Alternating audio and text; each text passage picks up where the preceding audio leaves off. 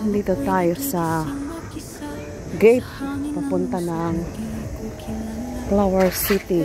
So, pwedeng umakyat dito, pwede din dito. So, try natin dito sa may hagdan-hagdan. Ayan, ang malaking puno. So, actually, dati puro gubat lang to. Ngayon, nilagyan nila ng bus station. Hindi ko alam kung para saan tong box-box na to. Meron silang tinakpan dyan. At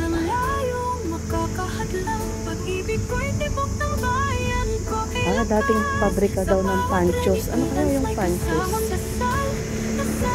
Eklong. Eklong. Ayan, akyat tayo dito. So, dahil dating gubat ito, no? Ayan. Nakita tayo ng snail. Ayan, no? Sabihin lang, gabi na. Ayan.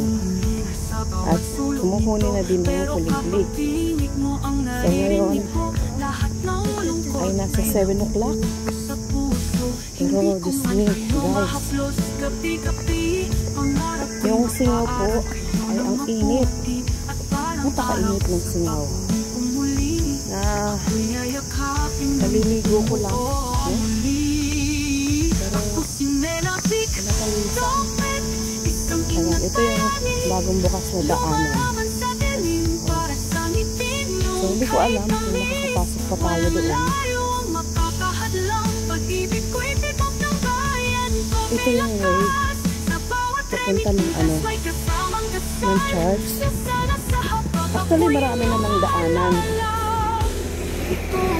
Pero dahil nga yan, pabundok, pwede naman tayong dumaan dito. So, ayan. Medyo hingal-hingal nga lang. Kasi paakyat ito. Ito yung papunta ng Mount Carmel Church. Ayan.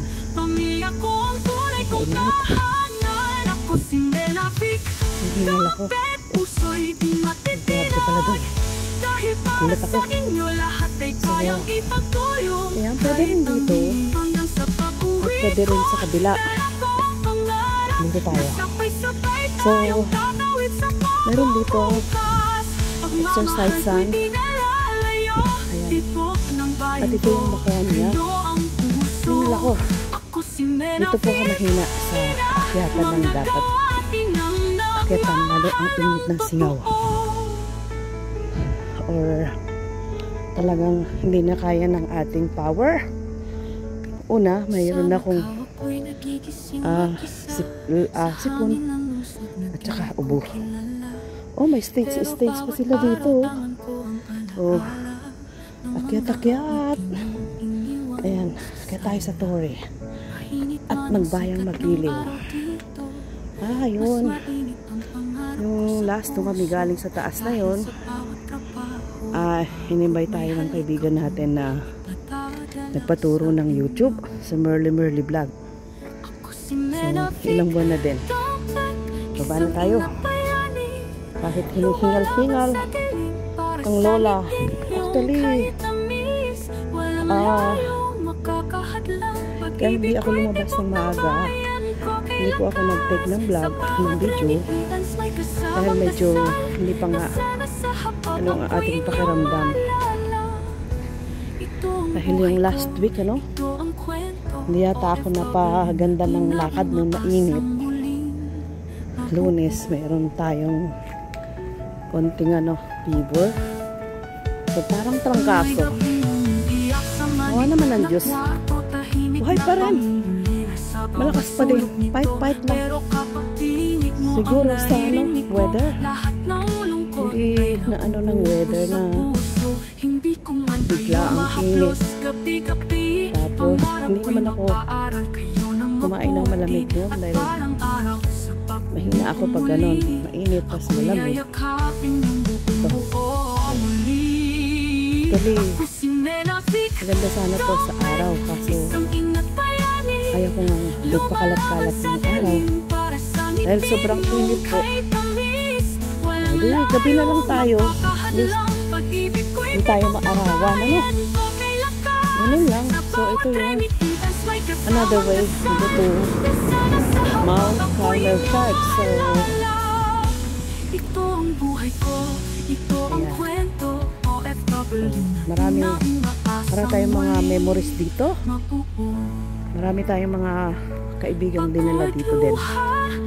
Marami din tayong na kasama dito mga kaibigan. Mga iba ay totoong kaibigan. Mga iba ay plastic na kaibigan. Hugot. Init. Ito po ang napakalalaking puno. Hindi mo mawari kung ilang taon na to. So, wala naman siyang nakalagay kung ilang taon na. Pero may tagpo siya. Actually, kaya gusto ko magpakalat-kalat ng ganitong oras. Gusto ko makakita ng ano. Yung mga kakaibang hindi nakakita ng iba. Oh, di ba? Ito po ang Mount Carmel Church. Ayun, may lumabas na mama, Portuguese. So, hindi ko alam kung anong ginawa niya dyan. Ito ang puno rin. Actually, may butas na yung isa sa gitna. Oh. At ito po yung tinatawag na Blue House. Natawa ko doon sa isang kaibigan ko noon. Sabi niya, Malu, alam mo ba yung ano? Yung sa Taypa, tawag ika ni Madam doon, Blue House. Ang ganda raw ng view. Tapos pinakita niya sa akin tong picture na to. Sabi niya, tara, punta tayo magpicture, no? So, dahil matagal-tagal na din tayong paikot-ikot dito, babalik-balik, marami na tayong isinama dito, yun. Medyo kabisado na natin yun. Hanggang sa dinala ko siya rito, ay tuwang-tuwa. At nagkita pa nga kami kanina. Ayun, nagkumustahan. Siya yung kasama ko rin dati. Ayan, ang lalaking puno guys, oh. Pero wala akong makita mga nakatira. Mga puno na yun. Pero kung Pilipinas yan, malamang may nakita na akong isa, dalawa, tatlo. So, at ito ang Mount Carmel guys, Mount Carmel Church.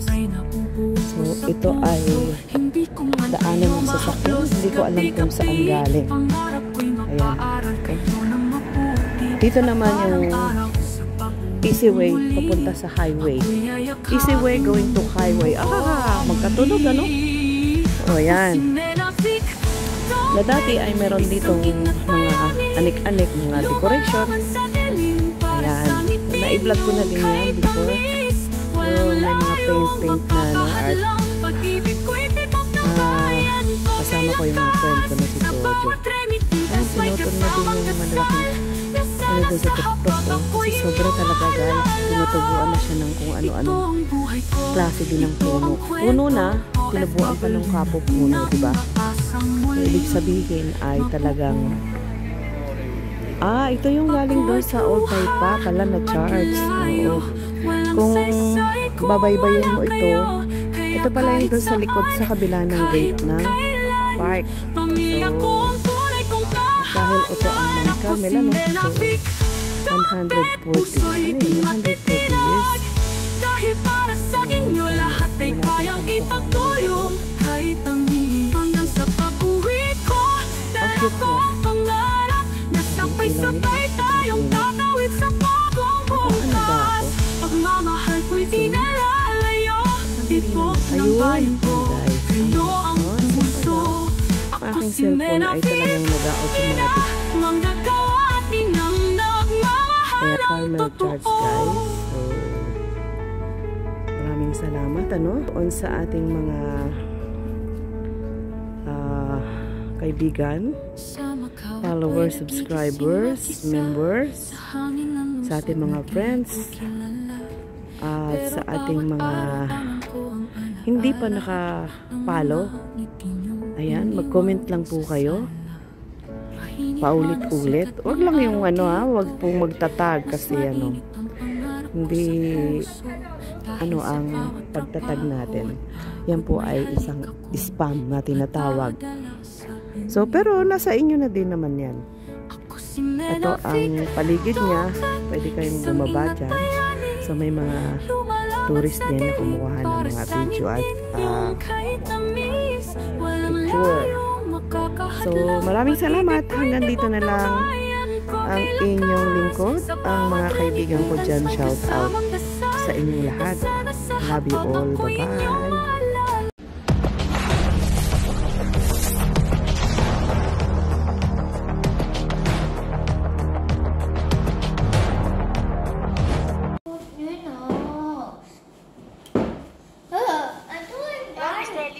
Thank you. Ipakita mo nga sis. Ay, te. Sis Nelda, bawal. Mamaya makita ni Bangungot. Mamaya makita ni Bangungot, sis. Ha? Ikaw daw. Kasi nga, di ba, yung si Nelda, pwede pa kanda ko, si Evelyn, tapos anin lang kami sa GC. Kami lang yan. Kaya nga, isa lang yung kaya nagtatasabi niya. Kasi nga alam nga nila, sabi niya, ipakita daw kita. Sabi ko, ipakita mo nga sis. Nalabanin naman nila ako doon sa GC namin. Ha? Pakita daw kita. Ilayo ko nga. Sis! Sis Melda! Ayan o. Melda! O, kita mo na. Sis Melda, kita mo na. Oh! Churik! Oh, ganun lang. Kita ka nga, sabi nga nila, pag nag-usap kami, private lang. Nagpa-private lang ng dalawa. Pero, never na nag-quote. Parang siyang quote. Ilocano kasi, Ilocano. Is parang siyang quote. Parang siyang nakakarnihan. Mabigat lang yung kanya, yung It's not fast, it's so boring. pero hindi pa masyado napipilihan. Sabi niya, bakit? Lars, ikaw kasi magulo. Nagpaayos-ayos pa siya. Sabi ko, paganda muna ako para naman maging maganda naman yung sura ko kasi gulo-gulo po niya yun. Abang mo lang, ganun siya. Sandali, isa pa. Sabi niya, kuya lang ba? Wala, umalis ako. Sandali. Oh, saan ka na? Pakita ko na, baby. Oh, ayan na. Oh, kita mo na. Nakatambay pala siya. Akala ko di ka nakatambay na wala, wag na, tama na. Pinakita ko na nga eh. Mamaya, nakasilip dyan si Bangungot. Patay tayo. Mamaya, nandyan si Bangungot. Alam mo naman yung sis. Diba, mamaya, makita ni Aling Suping, Bangungot. Patay tayo dyan. Mamaya, yung banner na naman niya yun. Si Aling Suping.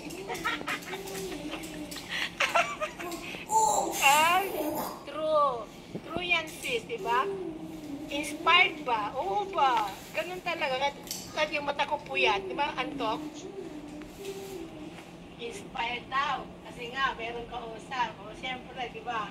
Mamahal. Dalawa yung both side. Sis? No?